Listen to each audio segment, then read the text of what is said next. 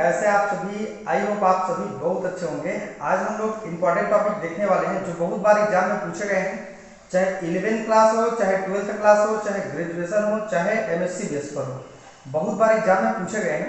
आज का जो हमारा टॉपिक है बफर सॉल्यूशन, बफर विलियन किसको कहते हैं, आज हम लोग देखने वाले हैं कि बफर विलियन क्या है। बहुत अच्छा है, आपको ए टू जेड समझ में आएगा। और दो प्रकार के जो होंगे इनमें एक को उल्टा आपको एक लिखना रहेगा, मतलब इजी है। ठीक है, चलिए बात करते हैं इनके डेफिनेशन के ऊपर। देखिए टॉपिक का नाम है बफर सॉल्यूशन, क्या चीज होता है। ये हमारे पास आज का जो टॉपिक है बफर सॉल्यूशन किसको कहते हैं। बफर विलियन वे विलियन होते हैं जिनमें जिसे तनु करने पर या जिसमें अम्ल या क्षार मिला देने से, एसिड या फिर बेस को ऐड कर देने से उसके पीएच मान में कोई परिवर्तन नहीं होता है। अर्थात देखिए लिखा क्या है, बफर विलियन ऐसा विलियन जिसे तनु करने पर या जिसमें अल्प मात्रा में एसिड या बेस मिला देने से उनके पीएच मान में कोई अंतर नहीं होता है, उनको हम लोग बफर विलियन कहते हैं। एक और तरीके से है, अर्थात वे विलियन बफर विलियन होंगे जिसका पीएच मान आरक्षित रहता है, मतलब रिजर्व होता है, अर्थात बफर विलियन कहलाती है। जिनका पीएच मान आरक्षित रहते हैं, मतलब जिसके पीएच मान में कोई परिवर्तन नहीं होता है, जिनमें अम्ल मिला दो या क्षार मिला दो अल्प मात्रा में, उनका पीएच मान में कोई चेंज नहीं होता है। आपने पढ़ा होगा जो पीएच मान हम लोग निकालते हैं 0 से लेकर के 7 तक, फिर आपका 14 तक जाते हैं, आप देखे ही होंगे। तो जैसे ही हमारा मान बढ़ते जाता है वो बेसिक होते जाते हैं और 7 के पहले हमारा एसिड रहता है। आप जानते होंगे टेबल पीएच स्केल में देखे होंगे। ठीक है, तो इनका ये सिंपल डेफिनेशन आपको देना है। जैसे आपको एग्जाम में पूछा जाएगा 2 नंबर 3 नंबर का पूछा जाएगा तो आपको एग्जाम दे करके इनके प्रकार को कंप्लीट कर देना है।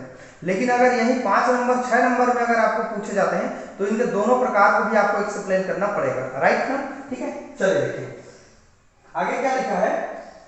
इन क्रिया में बाहर से अम्ल या क्षार, मतलब अम्ल का काम कर रहे हैं H प्लस है, क्षार का काम कर रहे हैं OH माइनस है, मिलाने से इनका जो प्रभाव होता है वो समाप्त करने की प्रक्रिया को बफर क्रिया कहते हैं। मतलब बफर एक्शन क्या होती है, हमारे पास जो बफर प्रक्रिया क्या होती है, देखिए 2 लाइन लिखा है। इस क्रिया में बाहर से अम्ल मिला दीजिए या फिर क्षार मिला दीजिए, अब मिलाने पर उनके जो प्रभाव होते हैं, अगर वो समाप्त करने की जो प्रक्रिया होगा तो उनको हम लोग क्या कहेंगे, बफर एक्शन कहेंगे, बफर क्रिया कहेंगे। बफर विलियन डियर स्टूडेंट ये 2 प्रकार के होते हैं। एक तो होता है एसिडिक बफर सॉल्यूशन और दूसरा होता है बेसिक बफर सॉल्यूशन, मतलब अम्लीय बफर विलियन और दूसरा है हमारे पास क्षारीय बफर विलियन। इतना आपको समझ में आ गया होगा कि ये इनका सिंपल डेफिनेशन है और डेफिनेशन के साथ इनके प्रकार है, राइट। एक बार स्क्रीनशॉट ले लीजिए आप। तो डियर स्टूडेंट आपको बहुत अच्छी तरह से इनके परिभाषा समझ में आ गया होगा, ज्यादा कुछ नहीं करना है। देखिए क्या बोलना है आपको, बफर विलियन क्या होते हैं। बफर विलियन वह होता है जिनमें अम्ल या क्षार मिला देने से, अल्प मात्रा में अम्ल या क्षार अगर हम मिला देते हैं तो उनके पीएच मान में कोई चेंजेस नहीं होते हैं, तो उनको अम्लीय बफर या क्षारीय बफर विलियन कहेंगे। तो यहाँ अम्लीय बफर और क्षारीय बफर विलियन बाद में एक्सप्लेन करेंगे, पहले बफर विलियन को समझाना है। तो सिंपल से एक बात है, जिनमें अम्ल या क्षार मिला देने से उनके पीएच मान में कोई चेंज नहीं होता है, उनको हम लोग बफर विलियन कहते हैं, राइट ना। अर्थात जिनका पीएच मान आरक्षित होते हैं, रिजर्व होते हैं, उनको हम लोग क्या कहते हैं, बफर विलियन कहते हैं। और यहाँ जो प्रक्रिया चल रही है अम्ल या क्षार मिला देने से, जो प्रक्रिया उनके बफर सॉल्यूशन को समाप्त कर दे रहे हैं, तो उनको हम लोग इस प्रक्रिया को बफर प्रक्रिया कहेंगे। ये 2 प्रकार के होते हैं, अम्लीय बफर विलियन होते हैं और क्षारीय बफर विलियन होते हैं। तो चलिए दोनों को हम लोग बारी बारी से समझते हैं कि अम्लीय बफर विलियन क्या होते हैं और क्षारीय बफर विलियन क्या होते हैं, राइट ना। चलिए अगले पार्ट की ओर आगे बढ़ते हैं। डियर स्टूडेंट अब हम लोग इनके महत्वपूर्ण पार्ट की ओर आगे बढ़ते हैं, देखते हैं कि बफर विलियन के दोनों प्रकार को हम कैसे एक्सप्लेन कर सकते हैं। ये 4 नंबर या 5 नंबर तक एग्जाम में पूछे जाते हैं। जनरली इनका आप डेफिनेशन मत भूलिएगा और इनके प्रकार को आप बना सकते हैं। एक प्रकार का जस्ट उल्टा होगा हमारा दूसरा प्रकार। तो चलिए सबसे पहले हम लोग अम्लीय बफर विलियन के ऊपर बात करते हैं कि अम्लीय बफर विलियन किसको कहेंगे। देखिए अम्लीय बफर विलियन मतलब एसिडिक बफर सॉल्यूशन क्या होगा। अम्लीय बफर विलियन इसमें दुर्बल क्या होते हैं, दुर्बल अम्ल होगा, मतलब वीक एसिड होगा। वीक एसिड क्या होता है और स्ट्रॉन्ग एसिड क्या होता है, इनको भी आप समझ जाइए। देखिए, जिसमें H प्लस आयन आसानी से निकल जाएंगे वो हमारा स्ट्रॉन्ग एसिड होगा, और H प्लस आयन अगर आसानी से वो नहीं निकलेगा तो वो हमारा कौन सा एसिड होगा, वीक एसिड होगा। बेस का अगर हम लोग बात करें, अगर OH माइनस आसानी से निकल जाते हैं तो हमारा स्ट्रॉन्ग बेस होगा। अगर OH माइनस आयन आसानी से नहीं निकलते हैं तो वो हमारा वीक बेस होगा। ये आपको मेरा पुराना वाला लेक्चर जाके देखिएगा, जिसमें मैंने इंडक्टिव इफेक्ट पढ़ाया है, जिसमें फार्मिक एसिड स्ट्रॉन्ग है, एसिटिक एसिड वीक है, क्यों। और कहीं पर बताया मैंने मोनोक्लोरो डाई या फिर मोनोक्लोरो एसिटिक एसिड होते हैं, प्रबल होते हैं आपको फार्मिक एसिड की तुलना में, उनको आप जाके देखिएगा, आपको समझ में आ जाएगा। सिंपल जो मैंने आपको बताया उनको वैसे आप समझिएगा, राइट ना। चलिए देखते हैं। देखिए, अम्लीय बफर में क्या होता है, दुर्बल अम्ल होगा। दुर्बल अम्ल कौन होगा, ये दुर्बल अम्ल है, एवं इसके क्षार से बने लवण के मिश्रित, ये देखिए इनके क्षार के बने मिश्रित लवण है, यहाँ पर विलयन होते हैं। इसके उदाहरण है हमारे पास एसिटिक अम्ल और सोडियम एसिटेट। देखिए, इसका नाम है एसिटिक अम्ल और इसका नाम है सोडियम एसिटेट। या दूसरा और एग्जांपल लिख सकते हैं बोरिक अम्ल व इसके लवण अर्थात बोरेक्स सिट्रिक अम्ल, और इसके लवण भी लेंगे सोडियम सिट्रेट आदि अम्लीय बफर विलयन के क्या है, एग्जांपल है। यहाँ देखिए जरा, आप इनको नोटिस करिएगा माइंड में। ये देखिए, इसके सॉल्ट है, मतलब ये क्या है, सोडियम एसिटेट है, और ये क्या है, हमारा एसिटिक एसिड है। तो ये क्यों, ये अधिक मात्रा में आयनिक क्यों हो रहे हैं, क्योंकि सोडियम प्लस आयन है वो आसानी से निकल गया, मतलब जो आयन में आसानी से टूट जाते हैं। सिंपल एक बात और समझिएगा, जो अपने आयन में आसानी से प्लस या माइनस में आसानी से टूट जाते हैं वो हमारा स्ट्रॉन्ग एसिड होगा, ठीक है। और जो आसानी से नहीं टूटेगा वो हमारा क्या होगा, वीक होगा। ये बात आपको समझ में आ रही होगी, ठीक है। ये बेस के लिए भी लागू होता है और एसिड के लिए भी ये लागू होता है, ठीक है। चलिए देखते हैं, एक बार और रिपीट कर देते हैं जरा। देखिए, अम्लीय बफर विलयन वो होगा जिसमें दुर्बल अम्ल होगा, दुर्बल अम्ल मतलब ये है, और उनके सॉल्ट होगा। सॉल्ट मतलब क्या होगा, CH3COO सॉल्ट होगा, मिश्रित होंगे।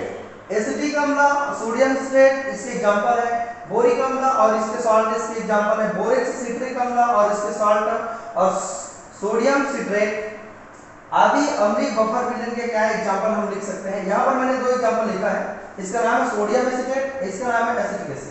ये सोडियम प्लस आयन आसानी से टूट गया प्लस में, और यहाँ पर CH3COO माइनस आयन आसानी से टूट गए।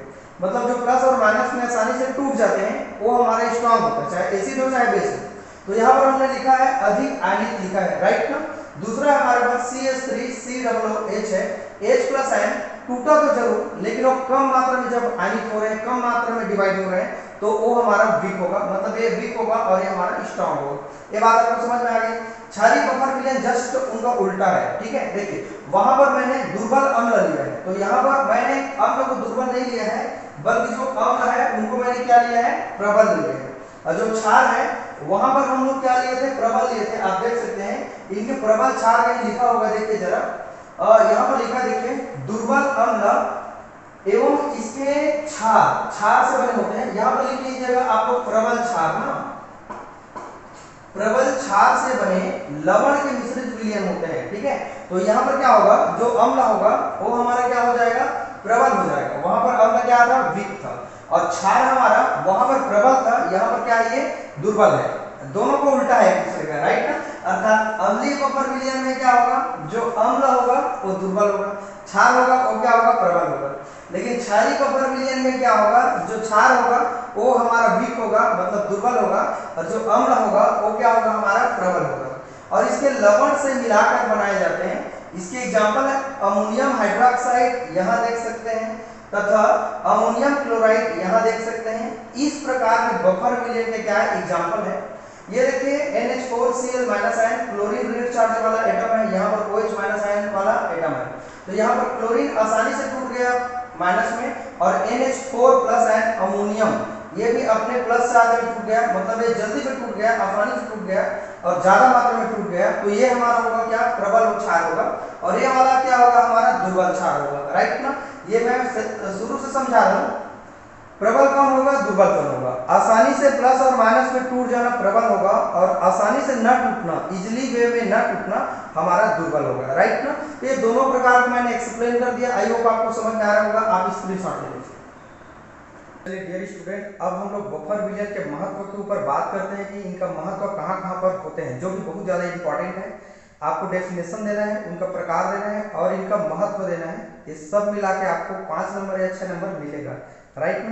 तो चलिए अब इसके बाद हम लोग इनके महत्व को देखते हैं। देखिए बफर बिलियन का महत्व पहला है, जो बॉटनी है और जो जूलॉजी विज्ञान में तथा उद्योग में, मतलब जो फैक्ट्री वगैरह में इनका महत्वपूर्ण स्थान रखते हैं। और मानव रक्त का जो पीएच मान होता है वो कितना होता है, 7.4 होता है। बहुत बार एग्जाम में पूछा भी गया है कि मानव रक्त का जो पीएच मान होता है वो कितना होता है, तो 7 कितना होता है, 4 होता है, राइट ना। दूसरा है प्रयोगशाला में, मतलब आपका लेबोरेटरी में केमिकल जो प्रक्रिया हो रही है उनके वेग के अध्ययन में इनका प्रयोग करते हैं, और वहां पर पीएच मान जो स्थिर होते हैं उनको ज्ञात करने के लिए यहाँ पर हम लोग यूज करते हैं बफर बिलियन का। तीसरा है गुणात्मक विश्लेषण में, जैसे कि फास्फेट के निष्कासन में सोडियम एसीटेट है और एसिटिक एसिड का प्रयोग हम लोग करते हैं। उद्योग में कैसे करते हैं, जो किण्वन होते हैं ना, सड़ाने के लिए हम लोग प्रयोग करते हैं, जैसे शराब वगैरह बनते हैं या अल्कोहल बनते हैं, तो अल्कोहल के निर्माण में अर्थात किण्वन के प्रोसेस में बफर बिलियन का प्रयोग हम लोग करते हैं। पांचवा है अनाज की अच्छी फसल के लिए पीएच मान ज्ञात करने के लिए बफर बिलियन का प्रयोग हम लोग करते हैं।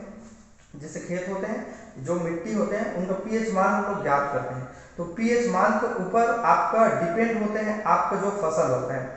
अगर पीएच मान अगर फसल के अनुसार अच्छा होगा, अलग अलग फसल के लिए पीएच वैल्यू अलग अलग होते हैं, तो वहां पर जो उर्वरा शक्ति होगी वो बहुत अच्छी होंगे। तो इस तरह से आप इनका पहले स्क्रीनशॉट ले लीजिए।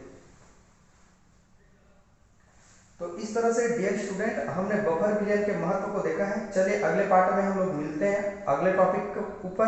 अगर वीडियो अच्छी लगे तो वीडियो को वॉच करिए, है ना, ज़्यादा से ज़्यादा लोगों को शेयर करिए वीडियो को वॉच करने के लिए। Thank you.